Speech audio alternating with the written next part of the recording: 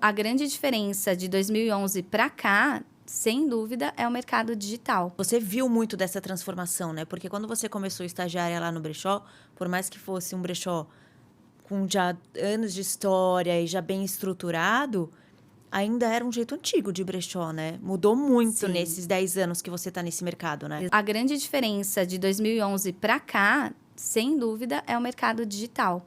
É um mercado que as pessoas tinham bastante resistência, algumas ainda têm, bastante resistência de migrar um brechó físico para o online, de abrir esse novo canal, só que da pandemia para cá, todo mundo foi obrigado a fazer isso. Não teve jeito, né? Inclusive, o brechó que eu trabalhei, ele só foi ter um site, uma loja virtual, na pandemia. Só que todo o trabalho que eu fiz de 2011 a 2020, de consolidar esse brechó na mídia, de consolidar esse brechó nas redes sociais e ter um público muito relevante nas redes para aquela época, fez com que ele não quebrasse. Que quando ele lançasse o site já estava tudo pronto, tudo ali, a presença digital muito forte, tudo feito. Tinha blog, tinha site, tinha YouTube, tinha tudo. E é muito complexo, né? Porque vender online é complexo. Sim. Apesar de, num primeiro momento, parecer que vai ser simples, né? Vender online é complexo. Moda, principalmente, porque mesmo com lojas de roupa nova, foi muito difícil o público se adaptar. Ele foi se adaptar a comprar moda online na pandemia. Sim. Porque sempre teve muita resistência. Se vai servir, você não consegue, às vezes, ter noção do tamanho, as medidas, né? Enfim, é bem complexo. Diferente de você experimentar na loja. Sim. Para um brechó, eu imagino que seja muito mais complexo ainda. Porque você está colocando ali no seu site, muitas vezes, peças únicas. Exatamente. A gente sempre brinca que brechó não tem jeito. São muitos SKUs, você vai ter que fazer muita foto, cada foto de produto. Você falou de algo extremamente importante, que são as medidas da peça. Então, o brechó ele não trabalha com uma única marca, ele trabalha com várias marcas. Dentro das próprias marcas, existem várias linhas, várias modelagens, depende do tecido.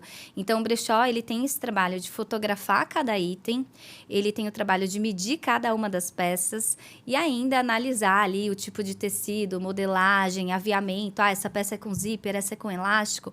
Ele precisa descrever isso muito bem e vai ter que fazer isso de todas as peças. Mas aí tem agora inteligência artificial que pode ajudar um pouco. Hoje vai começar a ficar mais fácil, né? Mas é super complexo, né? Até quando a gente vai fazer desapego nesses sites mais famosinhos, assim, que conecta, né, a pessoa que tem a peça com o cliente ali, com quem está procurando, é complexo, né? Porque você mesmo medir, você mesmo ver tecido, você mesmo descrever. É trabalhosinho, né?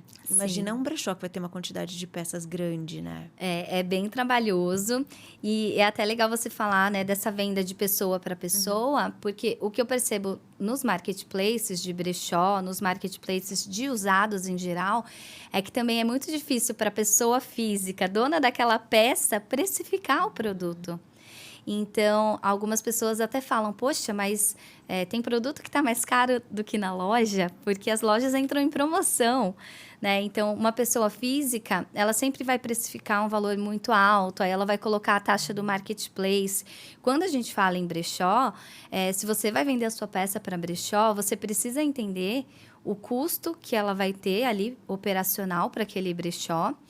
E muitas pessoas reclamam, né? Infelizmente, estava até uma trend aí no TikTok de pessoas reclamando que foram levar as peças no brechó e se sentiram ofendidas pelo valor oferecido, né? E por isso que eu falei logo no começo aqui, brechó paga imposto, brechó é empresa.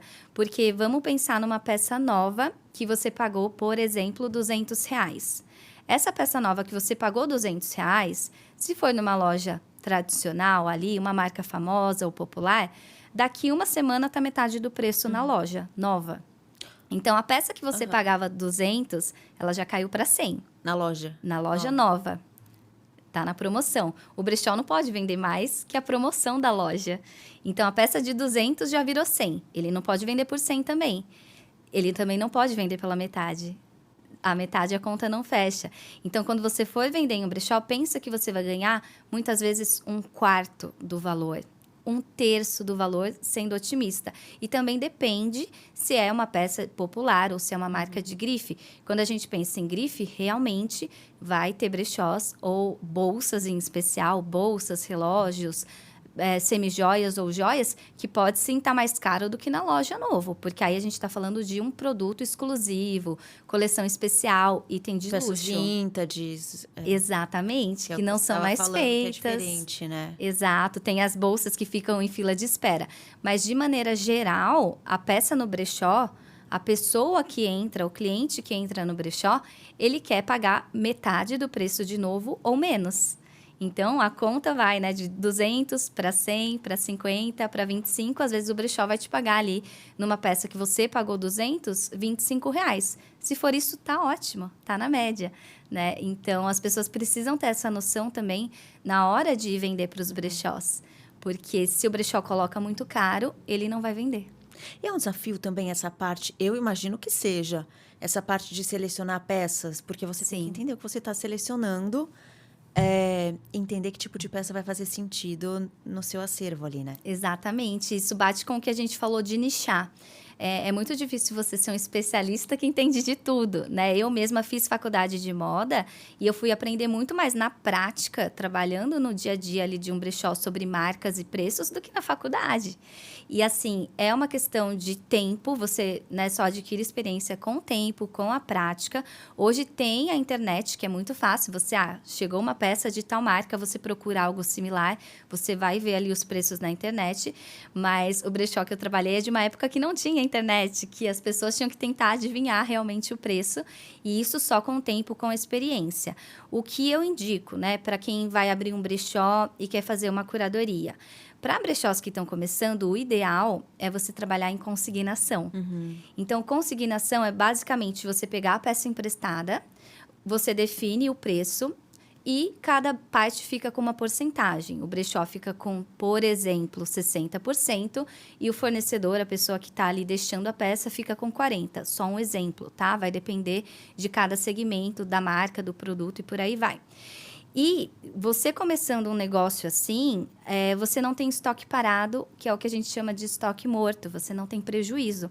Então, você começar em consignação é bom para você, é bom para a pessoa que está deixando a peça ali, porque se a peça não vender, você simplesmente devolve. E aí, conforme o seu brechó for crescendo, você pode oferecer a compra à vista. Então, o brechó que eu trabalhei, ele foi pioneiro nesse segmento, isso há 20, 30 anos atrás, que você vai lá e você recebe o dinheiro na hora. Só que quem vai vender tem que entender que quem paga na hora paga menos. É diferente de uma consignação. Então, se você olha aí seu guarda-roupa, tá abarrotado de peças, faça uma separação. Então, eu tenho bolsa de luxo, eu vou levar para o brechó de luxo. Eu tenho aqui algumas peças de marcas premium, vou levar para um brechó que trabalha em consignação. Essas peças mais populares, eu vou levar para um brechó que paga à vista. E essas peças que estão com defeito ou não tem muito valor de mercado, a gente passa para doação. Então, é muito importante, na hora de você selecionar ali o que você quer levar para um brechó, pensar em diferentes caixinhas. E sempre ter um espaço para doação também, porque a doação também é importante. Querendo ou não, muitas pessoas que começam um brechó, elas começam garimpando nos bazares.